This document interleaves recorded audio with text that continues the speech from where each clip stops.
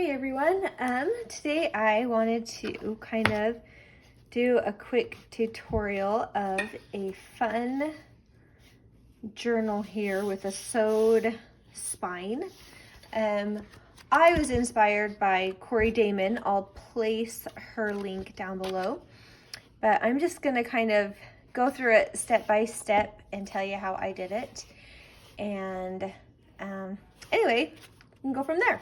So, step one is you need your spine. Now this is just a chipboard. It's a pretty hefty chipboard. I think you can probably see it from there. It's a pretty thick chipboard. And I cut mine to 8.5 by 2.5. So 2.5 and then 8.5 long.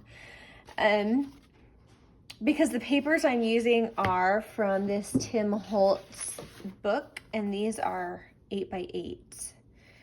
So that's why I cut it that size. If you have the 6 by 6s, I would cut it, 2.5 by 6.5. And the extra space is just to leave a little above and below on that spine. Okay, so that's step one. Then after you cut your spine, mark it every 1/4 of an inch. So I just have a clear ruler, and it just makes it super quick to just mark every 1/4 of an inch. That's where you're gonna sew each of your little signatures. So this will end up having, when I'm done, 9 different signatures, so 18 pages altogether. So you need 18 8 by 8 pages and double-sided. And you can print out your own pages or whatever works, but you need 18. All right, so the next step is let me show you how they work so you can kind of see. All right, in each 2 pages, there is this fabric hinge, I guess you would call it, that I have put on here. And I loved this idea from Cori. I thought it was awesome. I was so excited to try it. So what I did is I just took my fabric, and you're gonna need 18 little strips. So this is about 8.5, probably more like 9 inches. I gave myself a little wiggle room. 9 inches this way, and then about 19 inches that way, just so you have a little wiggle room. And this is just coffee dyed cotton. And then on the back of it, I ironed heat and bond. Can you see that little mark? This is ironed with heat and bond. And then I just trimmed it down to what I needed it after I got the heat and bond on there. Heat and bond is super easy to use, so don't let that intimidate you. It just comes on rolls. You can get it almost anywhere. Here's a little scrap of it. It just has this textured side, and that you put on the paper, and then you're gonna iron it down. And I will show you a little sample of how I did that. So I could do it here with you. I have a towel because I didn't want to bring my ironing board. So what you're gonna do is you're gonna get your pages in the order that you want them. So I put all 18 kind of in the order that I knew I wanted them to kind of be when they were all done. So I could check that the signatures, this one would line up with what I liked here. So I just laid them all out, 18 pages how I wanted them.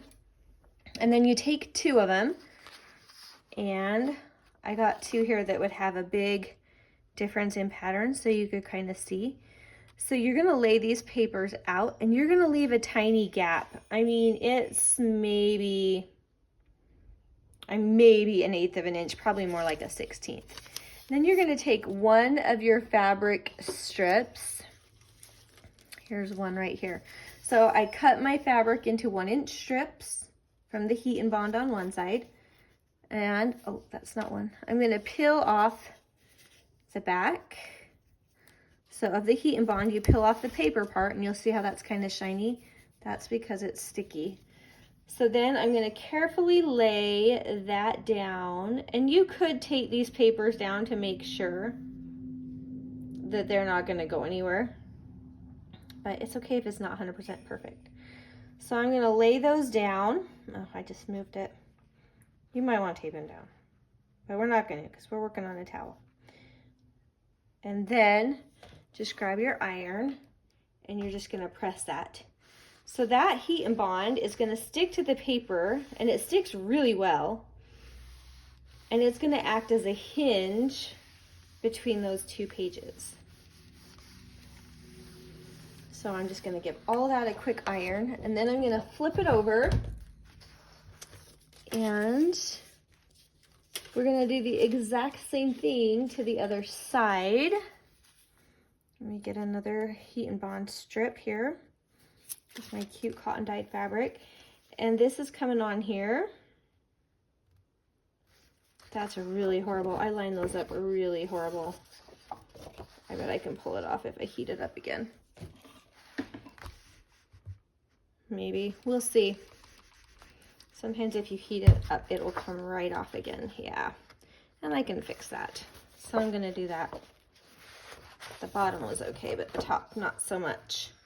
All right, let's try that again, because I want them pretty lined up. So I'm just gonna reline those up, and then I'm gonna go ahead and just stick this other one on there. Right on that crack between the two pages, making sure they're still where I want them to be. That looks good, and then I'm gonna iron that back down. Now, whichever way they're gonna be folded together in your book, that's the way I'm gonna fold it here while it cools off, just because that when it dries, it will kind of naturally open that same direction. Does that make sense? So in my case, this is how it's gonna open up in the book. So I'm just gonna stick it right like that while it dries, so that it'll kind of have a natural crease to open and close that direction. Now, you'll see there's some extra fabric at the bottom. No worries, we'll just trim that off. Okay, easy peasy. So once you get your 18 or your 9 sets, I guess, so you'll have 9 just like this, folded in half. Then what you're gonna do is sew, and you probably don't have to, but I love the look and the stability of it. So you're gonna take each one and just kind of sew right along here on both of them. And I'll show you what that looks like right here. You can see I've sewn along here and along here. And you want to do that before you sew it in, because otherwise that's going to make it really tricky to work around. So, all right, easy peasy. So when you get all 9 sets done, you're going to go ahead and open that up, and right down the center of this, you're just going to take a ruler and line it up with that crease. And then you can use a pencil. I know there are fancy pens that erase like when you iron them again. So that would be another option, but you really can't see this much once you get it in. But you'll see I just have a light pencil mark down that line. All right, so next step is, and I've already done several of these because I wanted you to see different steps. Excuse me. So what you're gonna do is, here's the next line on my cardboard. I hope I'm not blocking you. Can you see that? Oh, I'm gonna move my towel. We don't need that anymore. All right, so here's the next line that I'm gonna line this line up with, and I wanna line it up as perfectly as I can.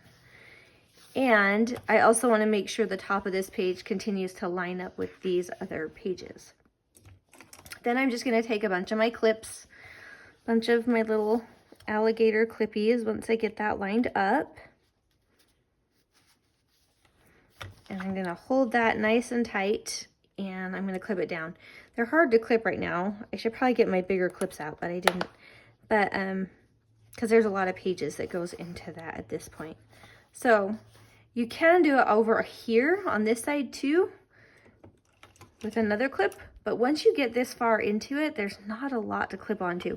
But you can put it there for holding purposes right now. And then you're gonna go ahead and clip one on the bottom too. Just line it up. Make sure that's in place, and then clip it on the best you can.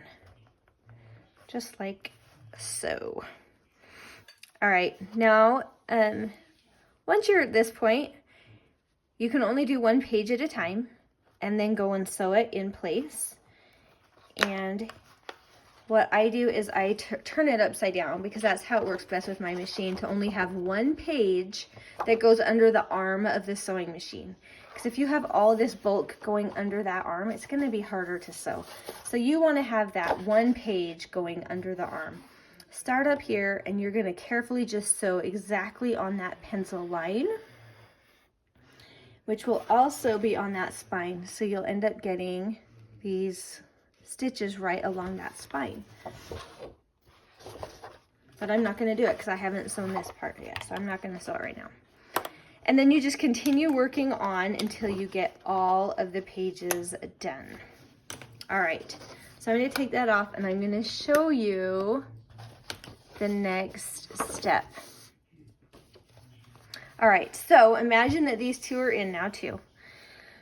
What you're going to do, and this I kind of made up because there's different methods, but I like to have the bookbinding tape. This is bookbinding tape right here. It just comes on a roll like this. And it's just a fabric, really sticky tape. So I cut mine to about 8.5 inches, but then I wanted it skinnier, so I cut it actually up the middle. I put wax paper on the back because I don't want it to stick just yet. Then I peeled the edge off of it and stuck it to the spine. So you can see it's just stuck right there on the edge of that spine. There, that's a good angle you can see. And then I sewed right along here, but I still have the wax paper on this part because I don't want it to get unsticky. Okay, and so I'm going to do that with both of them, and I'm going to have all of my papers in, and that's as far as we're going to go today. So we'll keep working our way through this, and I'll show you how it's all going to come together, and it'll make perfect sense. So I hope you're all doing good and have a wonderful day. Bye.